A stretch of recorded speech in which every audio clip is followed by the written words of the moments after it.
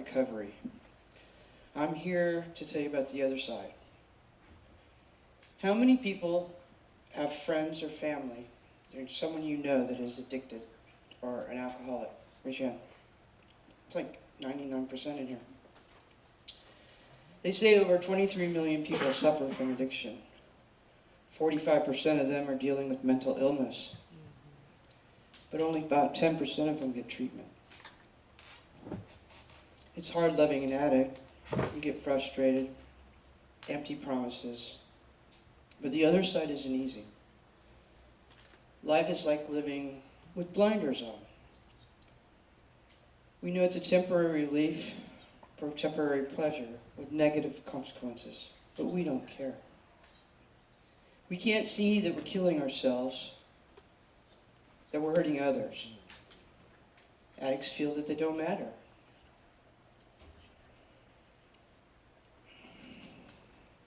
You know that guy on the side of the road when you get off the freeway? Holding that sign? 15 years ago, that was me. I was in Seattle on a freeway off-ramp. Was the best spot. I put on this cardboard, said I need to get gas to go see my mom. Said it lived an hour and a half away, so I only needed 20 bucks. I was lying, of course. But when you're standing there, back and forth, up and down, people turn away. They try not to make eye contact. It's like we don't even matter, that we're invisible. I saw one yesterday where the guy said, "I dare you can't hit me with a quarter." I think that guy's making a lot of money. It's on 16th, by the way. Anyway, that part of my life, it was so degrading and pathetic. But we need to feed the beast. No matter what, there's something missing. A man gave me a $20 bill. He pulls up and he says, "You shouldn't be out here." He saw something that I didn't see. But I went and used anyway. Addicts feel like they don't have choices. With a chemical imbalance, it's hard to make decisions. It's hard to understand the choices. We wake up craving or yearning for it or aching for it, just not to feel the pain. One time I was given a choice. Choice A, 30 days in treatment. Choice B, 1 year in jail. 30 days, 365. 30 days. I felt I had no choice. I was pissed off. I got caught. There was no way I was going to go to treatment. But I went to treatment. You do the math. While I was there, I told them I had no choice. So they set me in a room, 65 people, and I'm in the center.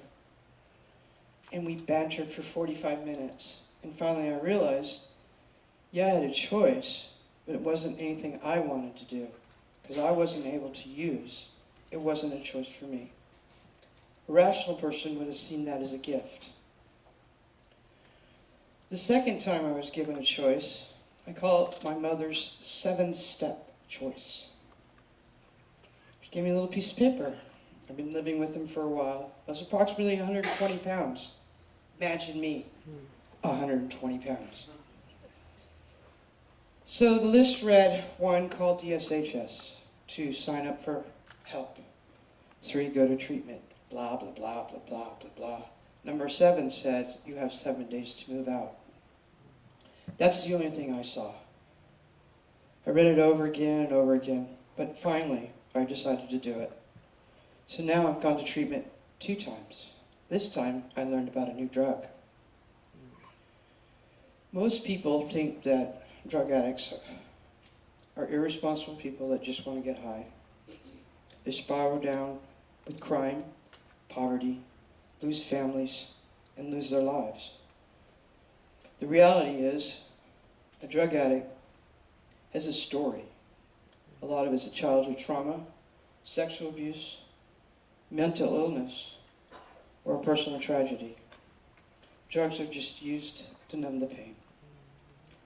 In childhood, I learned from the very best, my mom and my dad. My mom was sick a lot. To this day, she's still sick a lot. But it seemed like every day I would go to the man. She'd say, go to the pharmacy. He's going to give you some pills. And voila, she feels better. Dad was one of the top pot dealers in Venice Beach. Very proud of that. Way to go, Dad. A lot of times addicts don't get help physically or a hospital for fear of facing their demons or having to explain or not being treated well. One time, I started not to feel good. My arms hurt, my legs hurt. Take a hit, my arms hurt, legs hurt. It wasn't working. So I went to the hospital 3 times. I thought I was drug seeking every time. The 3rd time, I think I kind of went ape shit because everything went dark and I woke up in intensive care. While I was laying there, the nurse was preparing some medications, and the doctor walked in and said, "What are you doing?" And she said, "Well, I'm giving her her mental medications." And the doctor said, "No, she's homeless from the streets. She's not on her meds anyway." I was in that hospital for 11 days. I didn't know what was wrong with me. They kept testing me and testing me. And finally, one night, you know, when you're laying there, I finally detoxed. Then my friends would come. I'd use in the hospital room. And I was flipping the channels. There's Joyce Meyer, 1-800-CALL-JOYCE. That's how desperate I was. I called that number. The first thing out of their mouths were, "You need to forgive your mother and give her a call." I did, and she was there in less than 12 hours. Another time, just recently, my sister passed 3 months ago, and I had to tell my brother. My brother lives in LA, under a freeway on-ramp on 101 in Alvarado. It's the second tent from the left. It took me 3 days to find him, but I finally found him. And I thought, hey, let me drop some sense into you. Let's go to detox. Sister died, good reason, you're 50, you've been doing it for 30 years, and you just OD'd last night. There's a big epidemic of heroin laced with fentanyl on the streets today. So we went to the hospital. We were there about 12 hours. We got assessed. By the time we got the assessment phone call, he was a level 4, meaning he could go into detox right away. But it was 3 in the morning. Detox doesn't open until 8.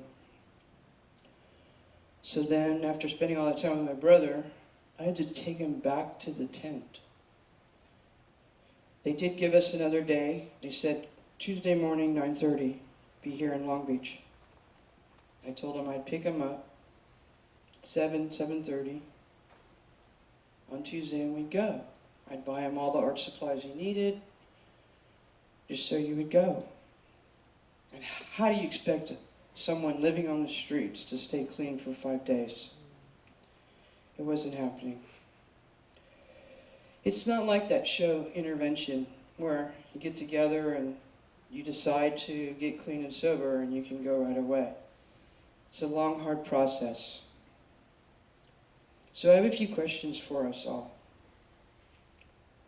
What if addiction isn't just about the chemical hook? In Portugal, they decriminalize drugs and call it a disease of disconnection.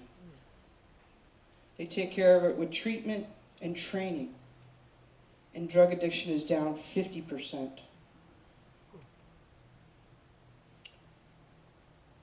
What if addiction is about not being to be bare, be present in your own life? What if it's the cage? The cage you've created by a trauma, isolation, or simply beaten down by life? Remember, there are all kinds of addiction.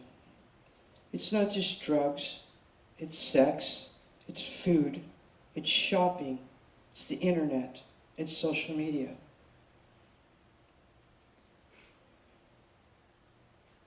For me, After 5 treatment centers, I finally got tired. I was walking the streets kind of like Capitol Boulevard up in Seattle. Backpack, shorts, thought I was all that. About 120 pounds again. At this point, I had no way to make money, so I tried to sell myself. Cars would come up, they'd look at me, they'd drive off. Lucky for me, I didn't have to do that.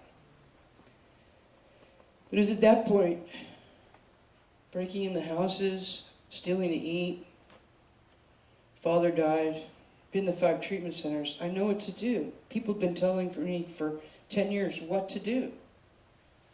But it wasn't until I got clean for myself. All I had to do was get clean and I could call my mother and I could be with her. While I was out there, I might not have acknowledged it, but if I didn't know that I had family, I might not be here today. So with that, never give up. Please, never give up. Say to them you love them whether or not they're using. You're not alone. We love you. The goal is to give an addict a glimmer of hope that something is better out there, that people love them. I want to thank you all for loving me, loving this church, and loving the addict in your life. Thank you.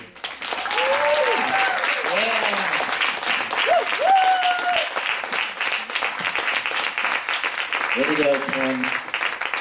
And we do love you very, very, very much. Wow, we're over halfway through. How's it going? Yeah. We're enjoying it? Good stuff, huh? Powerful. Powerful, powerful.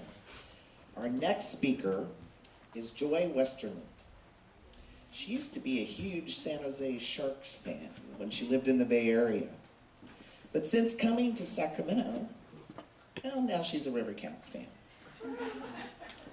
So she found CSA by her very trusted friend who drug her here, and she now describes it as one of the best things that ever happened. The title of her talk is, Let's Talk About the C Word. Welcome, Joy Westerland.